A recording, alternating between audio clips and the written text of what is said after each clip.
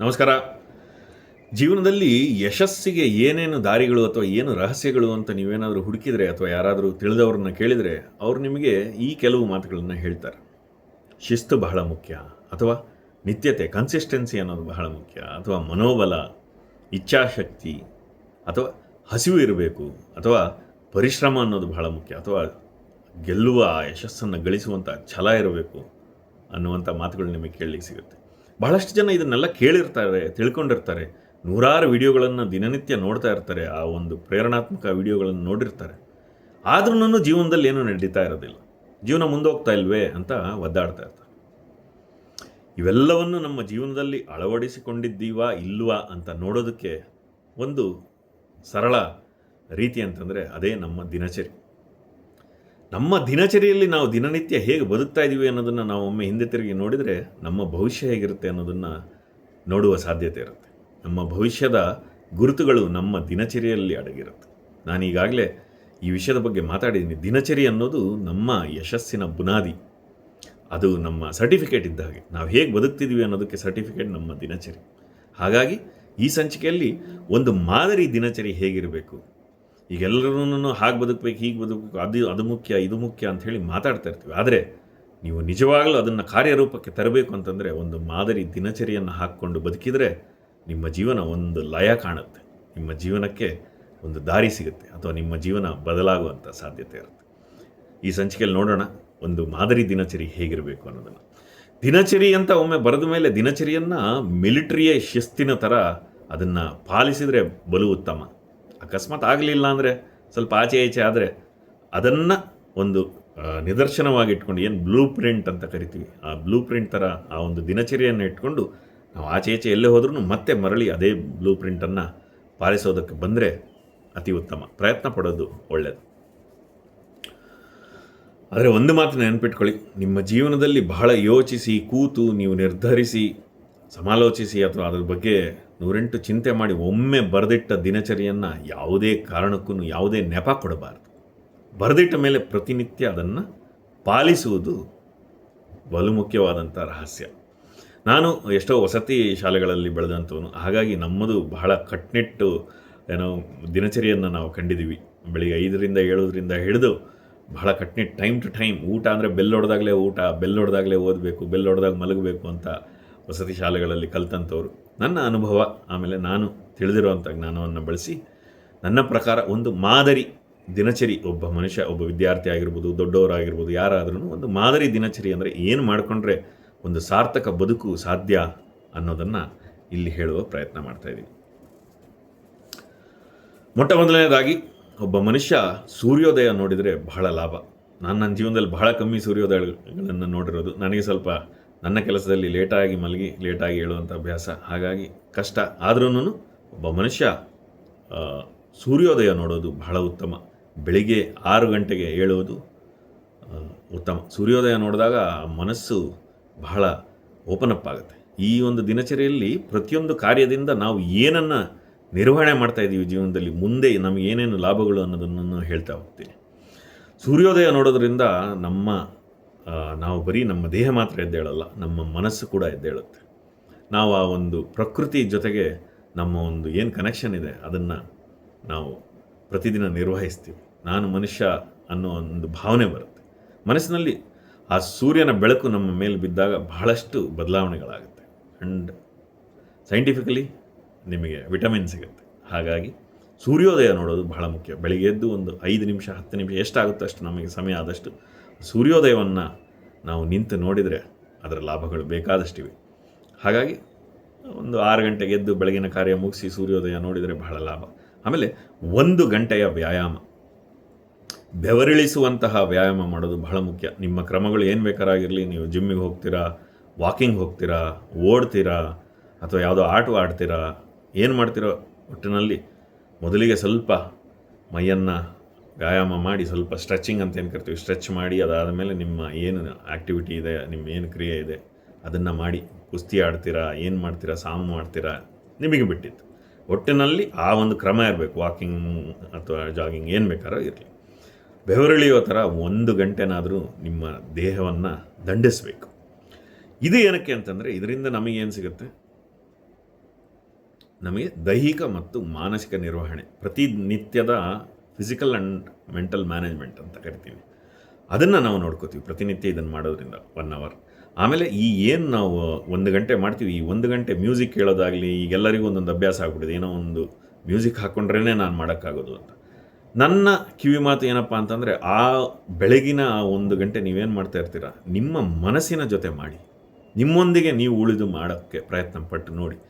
ಮೊದಲಿಗೆ ಕಷ್ಟ ಆಗ್ಬೋದು, ನಿಮಗೆ ಏನೇನೋ ಯೋಚನೆ ಬರುತ್ತೆ, ಆ ಯೋಚನೆಯಲ್ಲೇ ನೀವು ಆ ಸಮಯ ಕಳೆದ್ರೆ ನಿಮಗೆ ಬರ್ತಾ ಬರ್ತಾ ಬರ್ತಾ ಬರ್ತಾ ನಿಮಗೆ ಬಹಳ ಅದೊಂದು ಸಮಾಧಾನ. ಈಗಿನ ಕಾಲ ಏನಾಗ್ಬಿಟ್ಟಿದೆ ಅಂದರೆ ತುಂಬ ಬ್ಯುಸಿ ರೀ ಎಲ್ಲರೂ.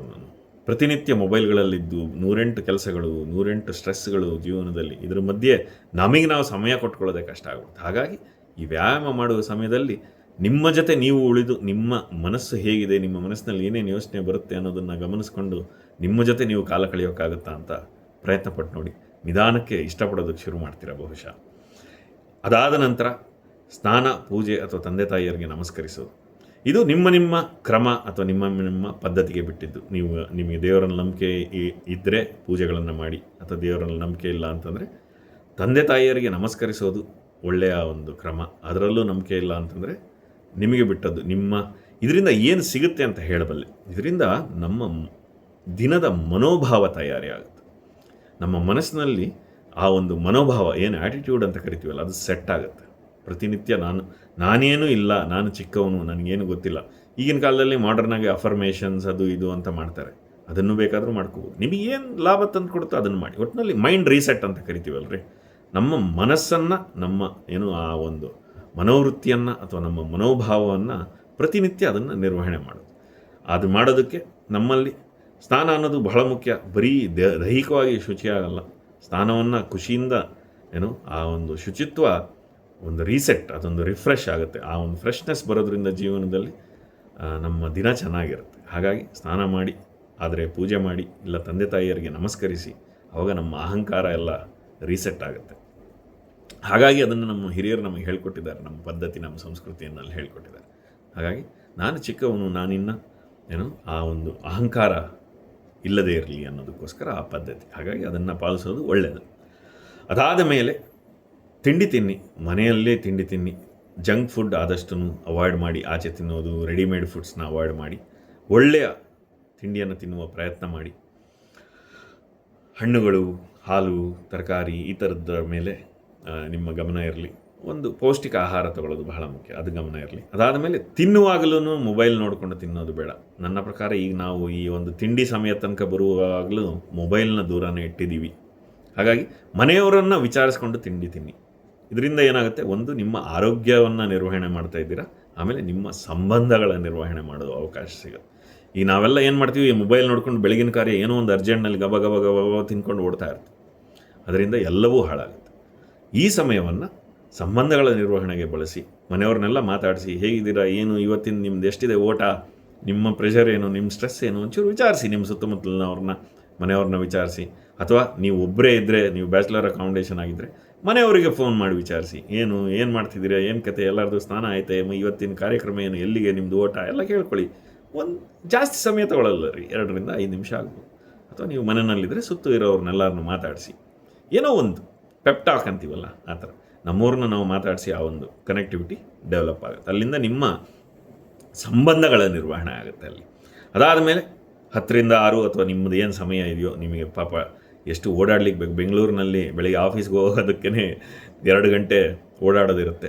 ಹಾಗಾಗಿ ನಿಮ್ಮ ದಿನಚರಿಯನ್ನು ನೀವು ಹೇಗೆ ಸೆಟ್ ಮಾಡ್ಕೋತೀರ ನಿಮಗೆ ಬಿಟ್ಟಿದ್ದು. ಇದು ಬರೀ ಬ್ಲೂ ಪ್ರಿಂಟ್ ಅಷ್ಟೇ, ಒಂದು ಕಿವಿ ಮಾತಷ್ಟೇ. 10 ರಿಂದ 6 ಬಹಳ ಶ್ರದ್ಧೆಯಿಂದ, ಬಹಳ ಬುದ್ಧಿವಂತಿಕೆಯಿಂದ ದುಡಿಯಿರಿ, ಕಷ್ಟಪಟ್ಟು ದುಡಿಯಿರಿ. ಗಿವ್ ಯುವರ್ ಬೆಸ್ಟ್ ಅಂತೀವಲ್ರಿ, ಗಿವ್ ಯುವರ್ 100% ಅಂತ. ಆ ಥರ 100% ಕೊಟ್ಟು ದುಡಿಮೆ ಮಾಡಬೇಕು. ಯಾಕಂದರೆ ಈ ಪ್ರಪಂಚದಲ್ಲಿ ದುಡ್ಡಿಗಿರುವ ಬೆಲೆ ಬೇರೆ ಏನಕ್ಕೂ ಉಳಿದಿಲ್ಲ. ಹಾಗಾಗಿ ದುಡಿಮೆ ಮಾಡೋದು ಅತ್ಯವಶ್ಯಕ. ಕಷ್ಟಪಟ್ಟು ದುಡಿಯಿರಿ. ಹೇಗೆ ದುಡಿಬೇಕು, ಎಲ್ಲಿ ದುಡಿಬೇಕು, ಎಷ್ಟು ಬುದ್ಧಿವಂತಿಕೆಯಿಂದ ದುಡಿಬೇಕು ಅನ್ನುವುದನ್ನು ನೆನಪಿಟ್ಟುಕೊಂಡು ದುಡಿಯಿರಿ. ಇದರಿಂದ ನಿಮಗೆ ಏನು ಸಿಗುತ್ತೆ, ಆರ್ಥಿಕ ನಿರ್ವಹಣೆ. ಜೀವನಕ್ಕೆ ಬೇಕಾದಂಥ ಸವಲತ್ತುಗಳು ಬೇಕಾಗಿರೋದು ನಮ್ಮ ದುಡ್ಡು. ಹಾಗಾಗಿ ಆರ್ಥಿಕ ನಿರ್ವಹಣೆ ಬಹಳ ಮುಖ್ಯ. ಬಹಳ ಕಷ್ಟಪಟ್ಟು ದುಡಿಯಿರಿ. ಅಥವಾ ನೀವು ವಿದ್ಯಾರ್ಥಿಯಾಗಿದ್ದರೆ ಬಹಳ ಕಷ್ಟಪಟ್ಟು ಓದಿ, ನಿಮ್ಮ ಭವಿಷ್ಯ ಅದರ ಮೇಲೆ ನಿಂತಿರುತ್ತೆ, ನೆನಪಿರಲಿ. ಸಂಜೆ ಕಾಲಕ್ಕೆ ನೀವು ಕೆಲಸದಿಂದ ಬಂದ ಮೇಲೆ, ಅಥವಾ ನೀವು ಕಾಲೇಜು ಅಥವಾ ಶಾಲೆಯಿಂದ ಬಂದ ಮೇಲೆ ಅರ್ಧ ಗಂಟೆ ಅಷ್ಟು ಅಥವಾ 1 ಗಂಟೆಯಷ್ಟು ಮನರಂಜನೆ ಕಾರ್ಯಕ್ರಮ ನೋಡ್ಕೊಳ್ಳಿ. ನಿಮ್ಮ ಮನಸ್ಸನ್ನು ಹೇಗೆ ಉಲ್ಲಾಸಗೊಳಿಸ್ಕೊಳ್ಳೋದು ಅನ್ನೋದನ್ನು ನೀವು ಗಮನ ಕೊಡಬೇಕು. ಅದರಲ್ಲಿ ಬೇಕಾದಷ್ಟು ವಿಧ, ನಿಮ್ಮ ವಿಧಗಳು. ಯಾವುದಾದ್ರೂ ಆಟ ಆಡ್ಬೋದು, ಅಥವಾ ಏನಾದರೂ ಮನೋರಂಜನೆಗೆ ನೀವು ಏನು ಮಾಡ್ತೀರಾ ಅದನ್ನು ನೋಡಿ ಓದ್ತೀರಾ, ಅಥವಾ ಏನೋ ಟಿ ವಿ ನೋಡ್ತೀರಾ, ಅಥವಾ ಏನು ಮಾಡ್ತೀರಾ, ನಿಮಗೆ ಒಟ್ಟು ಅದನ್ನು ನೋಡಿಬಿಟ್ಟು ನಿಮಗೆ ಅದರಿಂದ ಮತ್ತೆ ಇನ್ನಷ್ಟು ಸುಸ್ತಾಗಬಾರ್ದು. ಅದನ್ನು ನೋಡಿದರೆ ನೀವು ರೀಚಾರ್ಜ್ ಆಗಬೇಕು. ಅಂತಹ ಮನೋರಂಜನೆಯನ್ನು ಹುಡುಕೊಳ್ಳಿ. ರೀಚಾರ್ಜ್ ಅಂದರೆ ನೀವು ನೋಡಿದ್ರೆ ಖುಷಿ ಆಗ್ಬಿಡೋದು. ಅಬ್ಬಬ್ಬ, ನೀವು ಬೆಳಗ್ಗೆಯಿಂದ ಕಷ್ಟಪಟ್ಟಿರ್ತೀರಲ್ಲ, ಅದೆಲ್ಲ ಒಂಥರ ಮನಸ್ಸು ರಿಫ್ರೆಶ್ ಆಗಿಬಿಡ್ಬೇಕು. ಆ ಥರ ಒಂದು ಮನೋರಂಜನೆಯ ಕಾರ್ಯಕ್ರಮವನ್ನು ಹುಡುಕೊಳ್ಳಿ. ಅಥವಾ ನಿಮ್ಮ ಹವ್ಯಾಸಗಳಿರ್ಬೋದು. ಯಾಕೆಂದರೆ ಎಷ್ಟೋ ಸಲ ನಾವು ಈಗ ಎಷ್ಟೋ ಜನ ನೀವು ಕೇಳಿರ್ತೀರ, ಎಲ್ಲಿಗೂ ಹೋಗಿ ಬರ್ತಾರೆ, ಮನೆಗೆ ಬಂದು ಒಂದು ಅರ್ಧ ಗಂಟೆ ಹಾಡು ಹೇಳಿದ್ರೇನೋ, ಅಥವಾ ಒಂದು ಯಾವುದೋ ಮ್ಯೂಸಿಕ್ ಇನ್ಸ್ಟ್ರೂಮೆಂಟ್ ಬಾರಿಸಿದ್ರೋ, ಅಥವಾ ಏನಾದರೂ ಒಂದು ಈ ಥರದ್ದು ಏನೇ ಮಾಡಿದ್ರೂ ಅವ್ರಿಗೊಂದು ಸಲ ಆಹಾ, ಎಷ್ಟೇ ಕಷ್ಟ ಇದ್ರೂ ಜೀವನದಲ್ಲಿ ಒಂದು ಸ್ವಲ್ಪ ಸಮಾಧಾನ ಅನಿಸುತ್ತೆ. ಆ ಥರ ನಮ್ಮ ಮನಸ್ಸಿನ ಉಲ್ಲಾಸದ ಆ ದಾರಿಯನ್ನು ಹುಡುಕೊಂಡು ಒಂದು ಅರ್ಧ ಗಂಟೆ ಅಥವಾ 1 ಗಂಟೆ ನಿಮಗೆ ಬಿಟ್ಟಿದ್ದು ಅದನ್ನು ಮಾಡೋದು ಬಹಳ ಮುಖ್ಯ. ಅದರಲ್ಲಿ ಸ್ನೇಹಿತರಿರ್ಬೋದು, ಸ್ನೇಹಿತರನ್ನು ಭೇಟಿ ಮಾಡೋದಕ್ಕಾದರೆ, ಅಥವಾ ಸ್ನೇಹಿತರ ಹತ್ರ ಮಾತಾಡೋಕ್ಕಾದರೆ, ಈಗ ನಾವು ಎಷ್ಟೋ ಜನ ಸ್ನೇಹಿತರನ್ನು ವರ್ಷಕ್ಕೊಂದು ಸಲನೂ ಮಾತಾಡ್ಸೋದು ಕಷ್ಟ ಆಗಿಬಿಟ್ಟಿದೆ. ಸಮಯ ಹುಡುಕಿ ದಿನಕ್ಕೊಂದು ಅಥವಾ ವಾರಕ್ಕೊಂದು ಅಥವಾ ತಿಂಗಳಿಗೊಂದು ಸ್ನೇಹಿತರಿಗೆ ಕರೆ ಮಾಡೋಕ್ಕಾಗುತ್ತಾ, ಫೋನ್ ಮಾಡಿ ಮಾತಾಡ್ತೀರಾ ಅಂತ ನೋಡಿ ಮನಸ್ಸು ಹಗುರ ಆಗ್ಬೋದು, ಮನಸ್ಸಿಗೆ ಉಲ್ಲಾಸ ಸಿಗ್ಬೋದು. ಆಮೇಲೆ ಅದರಲ್ಲಿ ಓದುವುದಿರ್ಬೋದು, ಅಥವಾ ಏನಾದರೂ ಹೊಸ ಕಲಿಕೆ. ಎಷ್ಟೋ ಜನಕ್ಕೆ ಬಹಳ ಆಸಕ್ತಿಗಳಿರುತ್ತೆ. ಈಗ ಏನೋ ಒಂದು ಹೊಸದು ಕಲಿಬೇಕು ಅಂತ ಅಂದ್ಕೊಂಡಿರ್ತಾರೆ, ಏನೋ ಒಂದ್ರ ಬಗ್ಗೆ ತಿಳ್ಕೋಬೇಕು, ಅಥವಾ ಏನೋ ಒಂದು ಹೊಸದನ್ನು ಕಲಿಬೇಕು. ಈಗ ಎಷ್ಟೋ ಜನಕ್ಕೆ ನಾನು ಮನೆಯ ಕೆಲಸನನ್ನು ನಾನೇ ಮಾಡೋದು ಕಲಿಬೇಕು, DIY ಅಂತ ಕರೀತಾರಲ್ಲ ಈಗಿನ ಕಾಲದಲ್ಲಿ, ಡೂ ಇಟ್ ಯುವರ್ ಸೆಲ್ಫ್ ಅಂತ. ನಮ್ಮ ಕೆಲಸ ನಾನೇ ಕಲಿಬೇಕು, ಏನೋ ಒಂದು ರಿಪೇರಿ ಮಾಡೋದು ಕಲಿಬೇಕು ಅಂತ ಬಹಳ ಆಸಕ್ತಿ ಇರುತ್ತೆ. ಜೀವನ ಪೂರ್ತಿ ಹಾಗೆ ಇದ್ಬಿಟ್ಟಿರ್ತಾರೆ. ಕಲೀರಿ. ಅಥವಾ ಏನೋ ಫೋಟೋಗ್ರಫಿ ಕಲಿಬೇಕಂತ ಆಸೆ ಇರ್ಬೋದು, ಅಥವಾ ಏನೋ ಒಂದು ಸೈಡ್ ಪ್ರಾಜೆಕ್ಟ್, ಅಥವಾ ಏನೋ ಒಂದು ಈ ಥರ ವಿಡಿಯೋ ಎಡಿಟಿಂಗ್ ಕಲಿಬೇಕಂತ ಆಸೆ ಇರ್ಬೋದು, ಯೂಟ್ಯೂಬ್ ಮಾಡಬೇಕಂತ, ಏನೋ ಒಂದು ನಿಮ್ಮ ಮನಸ್ಸಿಗೆ ಏನು ಉಲ್ಲಾಸ ನೀಡುತ್ತೆ ಅದನ್ನು ಸಂತೋಷವಾಗಿ ಮಾಡಿ, ಯಾವುದೇ ಪ್ರೆಷರ್ ಇಲ್ದಲೆ. ಅದು ಇನ್ನೊಂದು ನೀವು ಸೇರಿಸ್ಕೋಬೋದು ದಿನಚರಿಯಲ್ಲಿ. ಅದಾದ ಮೇಲೆ ನಾನು ಹೇಳೋದು, ನೀವು ಯಾವಾಗ ಮನೆಗೆ ಬಂದು ಇನ್ನೊಂದು ರೌಂಡು ಶುಚಿಯಾಗಿ ಇದನ್ನೆಲ್ಲ ಮಾಡ್ತೀರಾ ಅಂದರೆ, ಈ ಸಂಜೆಯ ಕೆಲಸ ಮುಗಿಸ್ಕೊಂಡು ಬಂದಮೇಲೆ ಒಂದು ರೌಂಡು ಕೈಕಾಲು ಮುಖ ತೊಳೆದು, ನಂಬಿಕೆ ಇದ್ದರೆ ದೇವರಿಗೆ ಕೈ ಮುಗಿದು, ಅಥವಾ ತಂದೆ ತಾಯಿಯರಿಗೆ ನಮಸ್ಕರಿಸಿ, ಮತ್ತೆ ಒಂದು ಅರ್ಧ ಗಂಟೆ ಇಲ್ಲ ಧ್ಯಾನವೋ, ಅಥವಾ ಭಜನೆಯೋ, ಅಥವಾ ಪ್ರಾಣಾಯಾಮವೋ ಏನಾದರೂ ಒಂದು ಮಾಡೋದು ಸೂಕ್ತ. ಒಂದು 20 ನಿಮಿಷ ಕಣ್ಮುಚ್ಚಿ ಕೂರಿ. ಧ್ಯಾನ ಮಾಡಲಿಕ್ಕೆ ಬರಲಿಲ್ಲ ಅಂದರೂ ಪರವಾಗಿಲ್ಲ, ನೀವೇನು ಮಾಡೋದು ಬೇಕಾಗಿಲ್ಲ. ಬಂದು ಆರಾಮಾಗಿ ಹೊರ್ಕೊಂಡು ಕೂತ್ಕೊಂಡು ಕಣ್ಣು ಮುಚ್ಕೊಂಡು ನಿಮ್ಮ ಮನಸ್ಸಿನಲ್ಲಿ ಏನು ಆಲೋಚನೆ ಬರುತ್ತೆ ಅದನ್ನು ಗಮನಿಸಿ. ಈಗಾಗಲೇ ಧ್ಯಾನದ ಬಗ್ಗೆ ಒಂದು ಸಂಚಿಕೆ ಮಾಡಿದ್ದೀನಿ. ಬೇಕಂದರೆ ಆ ಧ್ಯಾನದ ಸಂಚಿಕೆಯನ್ನು ನೋಡಿ, ಇಲ್ಲೆಲ್ಲಾದರೂ ಆದರೆ ಲಿಂಕ್ ಹಾಕ್ತೀನಿ, ಅಥವಾ ಡಿಸ್ಕ್ರಿಪ್ಷನ್ನಲ್ಲಿ ಹಾಕ್ತೀನಿ. ಧ್ಯಾನ ಮಾಡಿ, ಬಹಳ ಒಳ್ಳೆಯದು. ಯಾಕೆ? ಇದರಿಂದ ಏನು ಸಿಗುತ್ತೆ ಅಂದರೆ ನಮ್ಮ ಮಾನಸಿಕ ನಿರ್ವಹಣೆ, ಮಾನಸಿಕ ಆರೋಗ್ಯ ಬಹಳ ಮುಖ್ಯ. ಈಗಿನ ಕಾಲದಲ್ಲಿ ಎಲ್ಲರೂ ಫಿಸಿಕಲಿ ಫಿಟ್ನೆಸ್ ಅಟ್ಲೀಸ್ಟ್ ಸ್ವಲ್ಪ ಜನನಾದ್ರು ನೋಡ್ಕೋತಾರೆ, ಆದರೆ ಮೆಂಟಲ್ ಫಿಟ್ನೆಸ್ ಬಹಳಷ್ಟು ಜನ ಅದ್ರ ಬಗ್ಗೆ ಗಮನ ಕೊಡೋದಿಲ್ಲ. ಬಹಳ ಮುಖ್ಯ. ನಮ್ಮ ಮನಸ್ಸಿನಲ್ಲಿ ಏನು ನಡೀತಾ ಇದೆ, ಆ ಮನಸ್ಸಿನಲ್ಲಿ ಆಗೋವಂಥ ನಾಗಾಲೋಟ, ಮನಸ್ಸಿನೊಳಗಡೆ ಎಷ್ಟೋ ಜನಕ್ಕೆ ಸುನಾಮಿ ಇರುತ್ತೆ. ಅದ್ರ ಬಗ್ಗೆ ಗಮನ ಕೊಟ್ಟು ಆ 20 ನಿಮಿಷ ಅಥವಾ ಅರ್ಧ ಗಂಟೆ ನೀವು ಒಂದು ಸ್ವಲ್ಪ ಅದರ ಜೊತೆ ಕಾಲ ಕಳೆದ್ರೆ, ಅಥವಾ ನಿಮ್ಮ ವಿಧಾನಗಳು ಬೇರೆ ಇರ್ಬೋದು ರೀ, ಭಜನೆಗಳು ಮಾಡ್ಬೋದು, ನಾಮಸ್ಮರಣೆ ಅಂತಾರೆ, ಅಥವಾ ಬರೆಯೋದು, ನಾಮಜಪ, ಈ ಥರ ಬೇಕಾದಷ್ಟು ದಾರಿಗಳಿವೆ. ನಿಮ್ಮ ವಿಧಾನಗಳನ್ನು ಹುಡುಕೊಳ್ಳಿ. ನಿಮಗೇನು ಸಮಾಧಾನ ಆಗುತ್ತೆ. ಏನಿಲ್ಲ ಅಂದರೆ ಪ್ರಾಣಾಯಾಮ ಮಾಡ್ಬೋದು. ಪ್ರಾಣಾಯಾಮ ಮಾಡೋದ್ರಿಂದ ನಿಮ್ಮ ಒಳಗಿನ ಶಕ್ತಿ, ನಿಮ್ಮ ಚೈತನ್ಯ ವೃದ್ಧಿಸುತ್ತೆ. ಹಾಗಾಗಿ ಪ್ರಾಣಾಯಾಮ ಮಾಡ್ಬೋದು. ಎಲ್ಲ ವಯಸ್ಸಿನವರು ಪ್ರಾಣಾಯಾಮ ಮಾಡ್ಬೋದು. ಸದ್ಯದಲ್ಲೇ ಒಂದು ಸಂಚಿಕೆ ಬರಲಿದೆ ಧ್ಯಾನ ಮತ್ತು ಪ್ರಾಣಾಯಾಮದ ಬಗ್ಗೆ, ಎದುರು ನೋಡ್ತಾ ಇರಿ. ಒಬ್ಬರು ಧ್ಯಾನ ಮತ್ತು ಪ್ರಾಣಾಯಾಮದ ಟೀಚರ್ ಜೊತೆ ಒಂದು ಪಾಡ್ಕಾಸ್ಟ್ ಮಾಡಬೇಕು ಅನ್ನೋ ಕಾರ್ಯಕ್ರಮ ಇದೆ, ಸದ್ಯದಲ್ಲೇ ಬರುತ್ತೆ. ಇದರಿಂದ ನಮಗೆ ಮಾನಸಿಕ ಆರೋಗ್ಯದ ನಿರ್ವಹಣೆ ಆಗುತ್ತೆ ಪ್ರತಿನಿತ್ಯ, ಅದು ಬಹಳ ಮುಖ್ಯ. ಆಮೇಲೆ 7 ರಿಂದ 8 ಆ ಸುಮಾರಿಗೆ ಯಾವ ಸಮಯ ನೀವು ಎಷ್ಟೊತ್ತಿಗೆ ಮನೆಗೆ ತಲುಪ್ತಿರೋ, ಹೇಳ್ದಂಗೆ ಬೆಂಗಳೂರಿನಲ್ಲಿ ಮನೆಗೆ ಬರೋದಕ್ಕೆ 2 ಅವರ್ ಬರೋದಿರುತ್ತೆ. ಹಾಗಾಗಿ ನೀವು ಎಲ್ಲಿ ಅದನ್ನು ಟೈಮ್ ಎಷ್ಟೊತ್ತಾಗುತ್ತೆ ಅದನ್ನು ನೀವು ನೋಡ್ಕೋಬೇಕು ನಿಮ್ಮ ದಿನಚರಿಯಲ್ಲಿ. ಒಟ್ಟಿನಲ್ಲಿ ಸ್ವಲ್ಪ ನಾಳಿನ ತಯಾರಿ, ಮನೆಗೆ ಏನು ತಯಾರಿ ಬೇಕು, ಅಥವಾ ಏನಾದರೂ ಸಾಮಾನುಗಳು ತರೋದಿದ್ದರೆ, ಹೋಮ್ವರ್ಕ್ ಅಂತ ಕರಿತೀವಲ್ಲ, ದೊಡ್ಡವರಿಗೆ ಹೋಮ್ವರ್ಕ್, ಚಿಕ್ಕವರಿಗೆ ಶಾಲೆಯ ಹೋಮ್ವರ್ಕ್, ಅಥವಾ ಈ ಥರದ ಹೋಮ್ವರ್ಕ್, ಅಥವಾ ಕೆಲಸ ಮಾಡುವವರಿಗೆ ಕೆಲಸದ ಹೋಮ್ವರ್ಕ್, ನಾಳಿನ ತಯಾರಿ. ಒಟ್ಟಿನಲ್ಲಿ ಪ್ರೆಪ್ ಅಂತ ಕರಿತೀವಲ್ಲ, ಪ್ರಿಪ್ರೇಷನ್ಸ್. ಆ ಪ್ರೆಪ್ ಮಾಡಿಕೊಂಡು, ಆರ್ಗನೈಸ್ ಮಾಡಿಕೊಂಡು, ಮನೆಯಲ್ಲಿ ಏನೇನು ಚಿಕ್ಕ ಪುಟ್ಟ ಕೆಲಸಗಳಿರುತ್ತೆ ಅದನ್ನೆಲ್ಲ ಮಾಡಿಕೊಂಡು ತಯಾರಿ ಮಾಡ್ಕೊಳ್ಳಿ. ಇದು ನಿಮಗೆ ಏನನ್ನು ನಿರ್ವಹಣೆ ಹೇಳ್ಕೊಡುತ್ತೆ ಅಂತಂದರೆ, ಶಿಸ್ತಿನ ನಿರ್ವಹಣೆ. ಅಂದರೆ ನಾಳೆಗೆ ನಾನು ತಯಾರಿದ್ದೇನೆ ಅನ್ನುವಂಥ ಮನಸ್ಸಿಗೆ ಒಂದು ಸಮಾಧಾನ ಸಿಗುತ್ತೆ.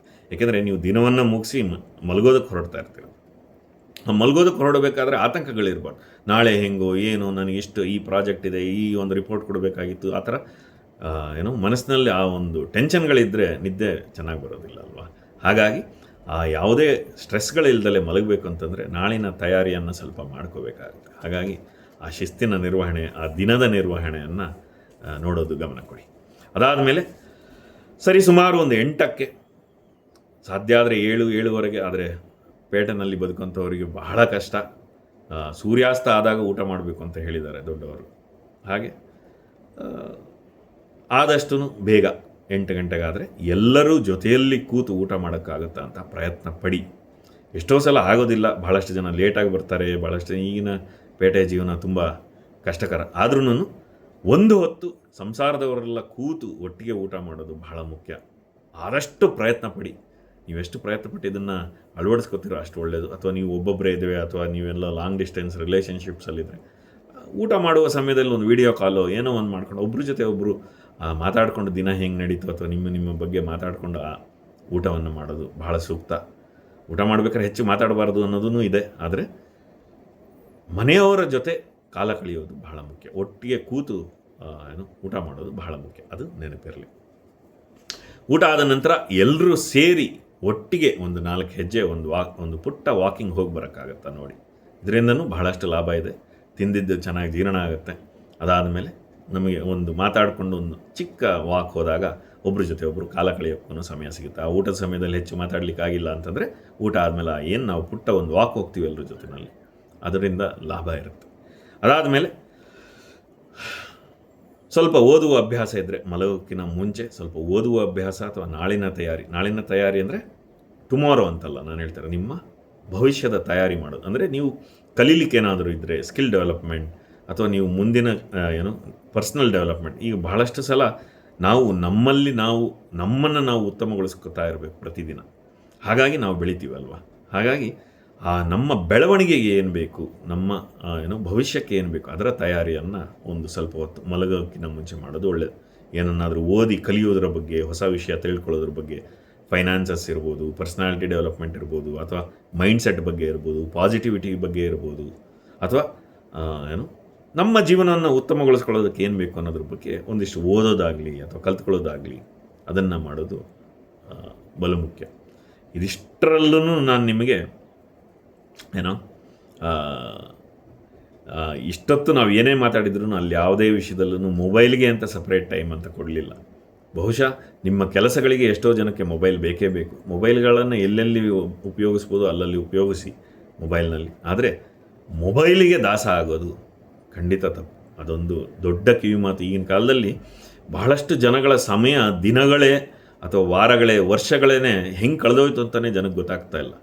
ಮೊಬೈಲ್ನಲ್ಲಿ ಸೇರ್ಕೊಂಡ್ಬಿಟ್ಟಿರ್ತಾರೆ. ಇನ್ನೊಂದು ಬಹಳ ದೊಡ್ಡ ಕಿವಿಮಾತು ಹೇಳಬಲ್ಲೆ ನಿಮಗೆ. ಅಕಸ್ಮಾತ್ ನೀವೇನಾದರೂ ಈ ಥರ ಸ್ಕ್ರಾಲ್ ಮಾಡ್ಕೊಂಡು ಒಂದಾದ್ಮೇಲೆ ಒಂದು ನೋಡ್ಕೊಂಡು ಹಿಂಗೆ ಮಾಡ್ಕೊಂಡು ಆ ಒಂದು ಚಾಳಿಗೆ ಬಂದಿದ್ದರೆ ನನ್ನದೊಂದೇ ಒಂದು ಕಿವಿ ಮಾತು, ಆ ಒಂದು ಏನು ಸಮಯ ಇರುತ್ತೆ ಅದನ್ನು ಸ್ವಲ್ಪ ನಿರ್ಬಂಧ ಹೊರೋಕ್ಕಾಗತ್ತಾ ಅಂತ ನೋಡಿ. ನಿಮ್ಮ ಮೇಲೆ ನೀವು ನಿರ್ಬಂಧ ಹೇರೋದಕ್ಕಾಗುತ್ತಾ ಅಂಥೇಳಿ ಒಂದು ರಿಸ್ಟ್ರಿಕ್ಟ್ ಮಾಡೋದು ಬಹಳ ಮುಖ್ಯ ಇದೆ ರೀ.